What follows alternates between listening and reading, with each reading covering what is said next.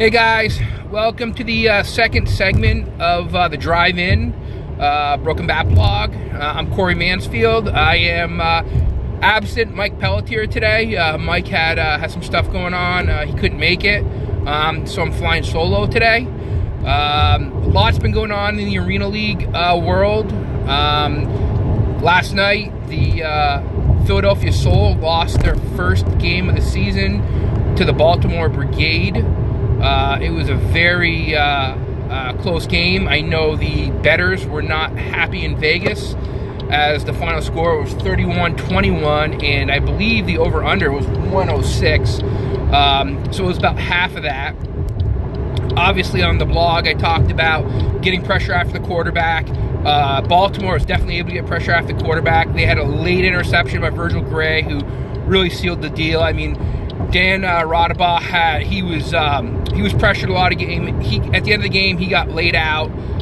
Hopefully he's okay, but the Soul definitely did not put their best foot forward. Baltimore showed up to play. Randy Hibbard spread the ball around like he always does, and they just looked really good. So from that point of view, they're both 3-1. They're 1-2 in the league, and that brings us to today's game. The 0-2 Albany Empire and the 0-2 Washington Valor. Coming into the game, the Valor are without league, I would say one of the greatest quarterbacks in the league, Nick Davila.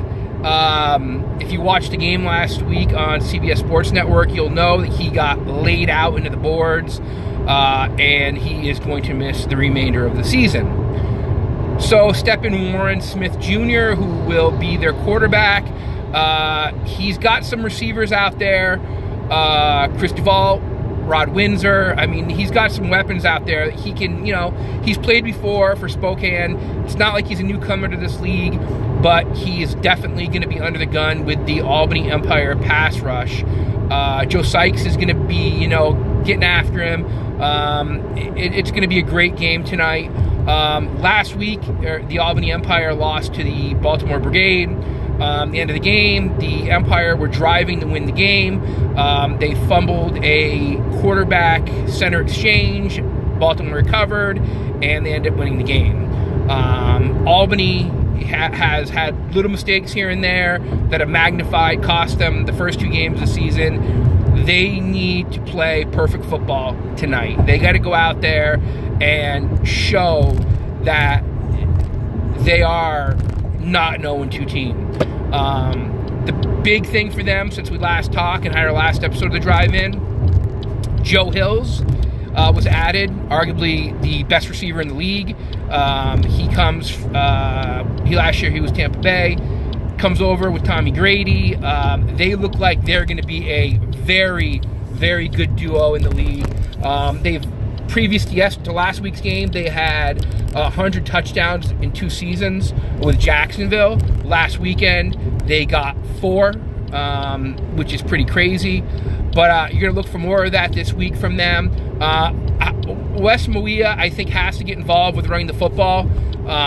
They don't run the ball that much. And I know in Arena League, the fullback isn't a big position. It's more of a blocking position, more of a fourth lineman. But you have to get your fullback involved. You have to keep the defense honest. You have to keep their secondary honest, or else they're just going to sit back there and just wait for you to throw the ball, and they're going to step up and pick it, which you've seen already throughout the first couple games with the Empire. So I think they got to get him more involved. Also, I think Malachi Jones needs to get more involved, and Colin Taylor. I mean, these two guys, you give them the ball, little, slant routes, and they can just go. And I think they really need to get involved in the game, and I hope Chris Thompson, will get those two involved.